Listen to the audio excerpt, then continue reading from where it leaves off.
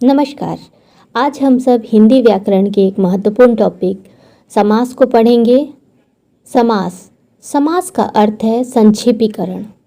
इसकी परिभाषा हम देख लेते हैं। दो या दो से अधिक शब्दों से मिलकर बने हुए एक नवीन एवं सार्थक शब्द को समास कहते हैं। जब दो या दो से अधिक शब्द आपस में मिल जाते हैं और उनके मिलने से जो नए शब्द का निर्माण होता है, उस शब्द को हम लोग समास कहते हैं। वो जो परिवर्तन होता है, शब्दों के मिलन का जो परिवर्तन होता है, उसे समास कहते हैं। उदाहरण के लिए यहाँ पर देखते हैं राजा का महल। यहाँ पर देखते हैं तीन शब्द हैं, राजा का महल। ये तीनों शब्द मिल करके एक हो जाते हैं तो राजमहल शब्द का निर्माण होता है। उसी प्रकार दूसरा उदाहरण देखते हैं माता और पिता। यहाँ भी तीन शब्द मिल करके माता पिता शब्द का निर्माण कर रहे हैं, एक नए शब्द का, तो यह समास का उदाहरण होगा।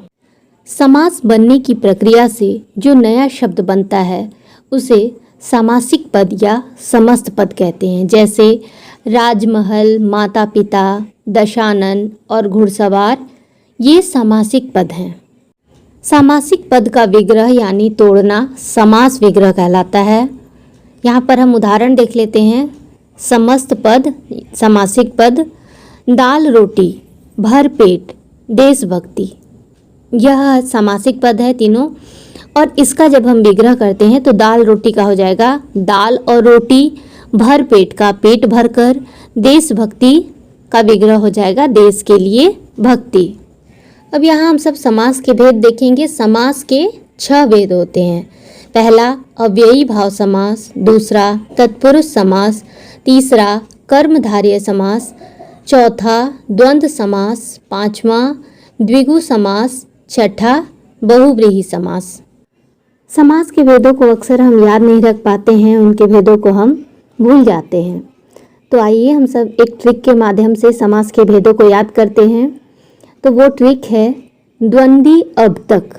ये बस इतना याद रखेंगे तो आप कभी भी समास नहीं भूलेंगे, समास के भेदों को नहीं भूलेंगे। द्वंद्वी अब तक, बस इतना ही याद रखना है।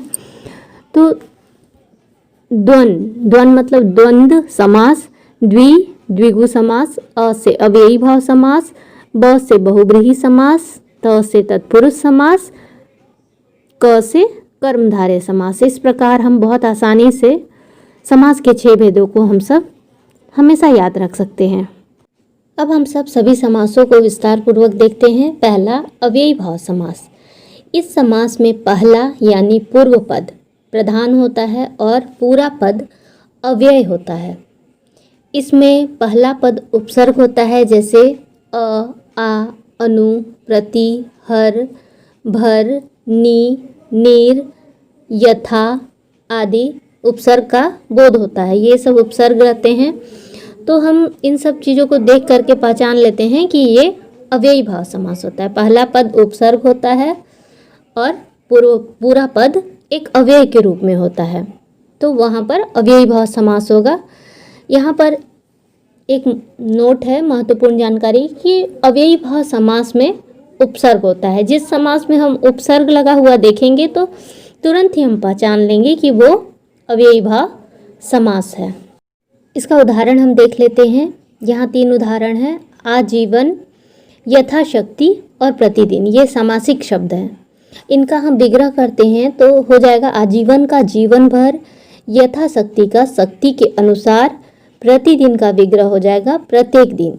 यहाँ पर जो 3 शब्द हैं आजीवन, यहाँ पर आ उपसर्ग का प्रयोग हुआ है। यथाशक्ति में देखते हैं हम सब यथा उपसर्ग का प्रयोग हुआ है और प्रतिदिन में प्रति उपसर्ग का प्रयोग हुआ है। तो इस प्रकार हम आसानी से जान सकते हैं कि ये अव्ययी भाव समास है। जहाँ हमें उपसर्ग नजर आए जिस शब्द में, तो वो शब्द अव्ययी भाव समास का ही उदाहरण होगा। दूसरा है तत्पुरुष समास। इस समास में दूसरा पद यानी उत्तर पद या अंतिम पद भी कहते हैं, प्रधान होता है। इसमें कर्ता और संबोधन कारक को छोड़कर शेष 6 कारक चिन्हों का प्रयोग होता है। कारक हम जानते हैं, कारक के 8 भेद हैं। कर्ता, कर्म, करण, संप्रदान, अपादान, संबंध, अधिकरण, संबोधन, यह 8 कारक के भेद हैं। लेकिन उनमें से 6 कारकों के चिन्हों का प्रयोग तत्पुरुष समास में होता है। वो कौन कौन से हैं? कर्म कारक, करण कारक, संप्रदान कारक, अपदान कारक, संबंध कारक, अधिकरण कारक। ये 6 जो कारक चिन्ह हैं उनका प्रयोग तत्पुरुष समास में होता है। इसमें भी एक महत्वपूर्ण याद रखने वाली बात है कि तत्पुरुष समास में कारक चिन्हों का प्रयोग होता है। जहाँ हम कारक चिन्हों को देखेंगे वहाँ समझ जाएंगे कि वो तत्पुरुष समास का उदाहरण है। तत्पुरुष समास का उदाहरण हम देख लेते हैं। राजपुत्र, हवन सामग्री, घुड़सवार, ये समासिक शब्द हैं। इनका विग्रह करने पर राजा का पुत्र, राजपुत्र का विग्रह करेंगे तो हो जाएगा राजा का पुत्र। हवन सामग्री का हम विग्रह करेंगे तो हवन के लिए सामग्री, घुड़सवार, घोड़े पर सवार। इस प्रकार हम विग्रह करने पर देखते हैं कि यहाँ पर पहले राजा का पुत्र में का विभक्ति चिन्ह का प्रयोग हुआ है। दूसरा हवन सामग्री में के लिए, हवन के लिए सामग्री, यहाँ के लिए विभक्ति चिन्ह का प्रयोग हुआ है। घोड़े पर सवार, यहाँ पर विभक्ति चिन्ह का प्रयोग हुआ है। इस प्रकार हम देखते हैं कि ये तीनों तत्पुरुष समास के उदाहरण हैं। जहाँ भी हम विभक्ति चिन्ह देखेंगे, कारक के विभक्ति चिन्ह, तो वहाँ हम आसानी से पता लगा सकते हैं कि यह तत्पुरुष समास का उदाहरण है। तीसरा है कर्मधारय समास। इसमें समस्त पद समान रूप से प्रधान होता है। इसके लिंग वचन भी समान होते हैं। इस समास में पहला पद विशेषण तथा दूसरा पद विशेष्य होता है। विशेषण किसे कहते हैं? जिस शब्द से किसी की विशेषता का पता चले, और विशेष्य जिसकी विशेषता बताई जा रही हो। विग्रह करने पर कोई नया शब्द नहीं बनता है। इसमें ध्यान देने वाली एक बात है कि कर्मधारय समास में व्यक्ति, वस्तु आदि की विशेषता का बोध होता है। ये चीज़ हमेशा हमें ध्यान में रखना है कि कर्मधारय समास में व्यक्ति, वस्तु आदि की विशेषता का बोध होता है। किसी एक वस्तु की तुलना किसी दूसरे वस्तु के साथ की जाती है या उसके समान माना जाता है। कर्मधारय समास में यह महत्वपूर्ण बात है कि ये चीज़ हमें ध्यान रखना है कि इसमें कोई एक चीज़ की तुलना दूसरे से की जाती है या उसके समान उसे बताया जाता है। एक वस्तु को दूसरे के समान बताया जाता है। इसका उदाहरण देख लेते हैं। महाराज, चरण कमल, नीलगाय, ये समासिक शब्द हैं। इनका विग्रह करने पर, महाराज का विग्रह करने पर हो जाता है महान राजा। चरण कमल का विग्रह करने से कमल के समान चरण। नीलगाय, नीली है जो गाय। यहाँ पर राजा की तुलना महान व्यक्ति से की जा रही है कि राजा महान है। कमल के समान चरण, चरण की तुलना यहाँ पर कमल से की जा रही है। नीली है जो गाय, गाय की विशेषता क्या बताई जा रही है कि गाय नीली है। तो यहाँ हम सब देखते हैं कि विशेषता बताई जा रही है या किसी के समान उससे समानता दिखाई जा रही है। तो इसलिए यहाँ पर ये तीनों कर्मधारय समास के उदाहरण हैं।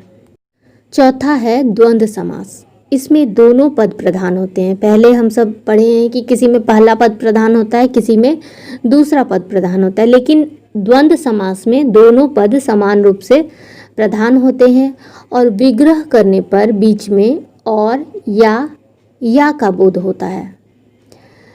इसमें ध्यान देने योग्य बात है कि द्वंद्व समास में योजक चिन्ह और या का बोध होता है। अब यहाँ पर हम उदाहरण देख लेते हैं। यहाँ पर 3 उदाहरण हमें दिख रहे हैं। राधा कृष्ण, दिन रात, पाप पुण्य। यहाँ पहला उदाहरण है राधा कृष्ण, जो कि 2 अलग अलग शब्द हैं और योजक चिन्ह के माध्यम से आपस में जुड़े हुए हैं। इनका विग्रह करने पर हो जाएगा राधा और कृष्ण। उसी प्रकार दूसरा उदाहरण देखेंगे दिन रात, ये भी योजक चिन्ह के माध्यम से जुड़े हुए हैं आपस में और इनका भी विग्रह करने पर दिन और रात हो जाता है। उसी प्रकार तीसरा उदाहरण है पाप पुण्य, ये भी योजक चिन्ह से जुड़े हुए हैं और यह भी विग्रह करने पर पाप या पुण्य में परिवर्तित हो जाता है। तो इस प्रकार हम आसानी से पहचान सकते हैं द्वंद्व समास के उदाहरण को, जहाँ पर और या लगा हो या 2 अलग अलग शब्द योजक चिन्ह द्वारा जुड़े होते हैं, वहाँ पर द्वंद्व समास का उदाहरण होगा। 5वां भेद है द्विगु समास। द्विगु समास में पहला पद संख्यावाची होता है और विग्रह करने पर समूह का बोध होता है।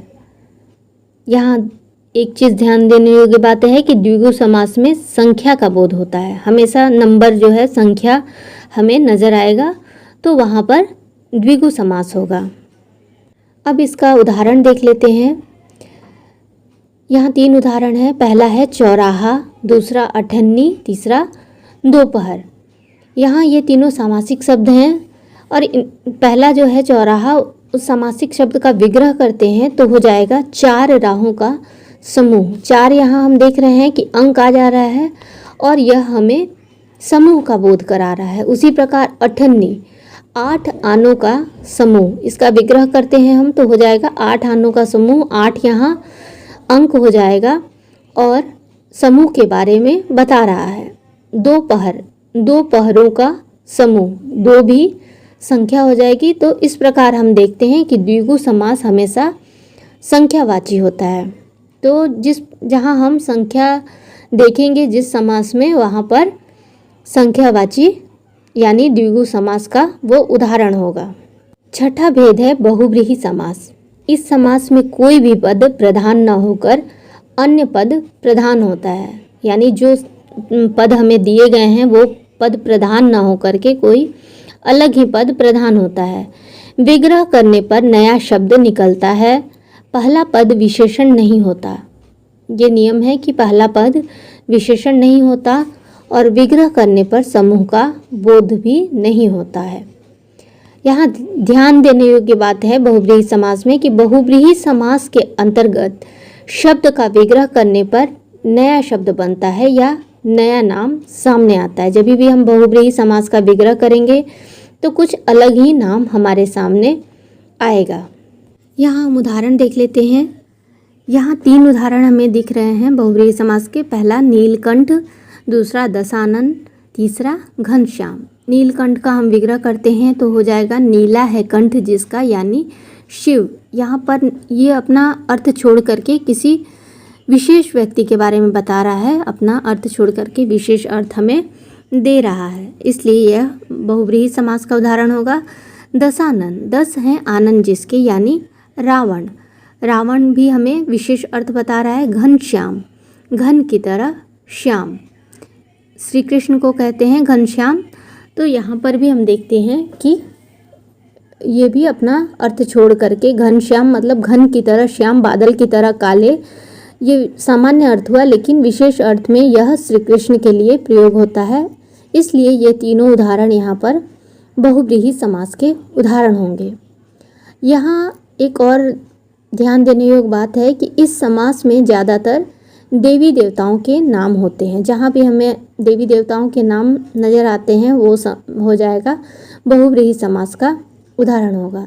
जैसे यहाँ तीनों उदाहरण हम देख रहे हैं, तीनों में हमें तीनों देवी देवता के नाम ही दिख रहे हैं। शिव, रावण, श्री कृष्ण, किसी विशेष व्यक्ति के बारे में ही बताया जा रहा है।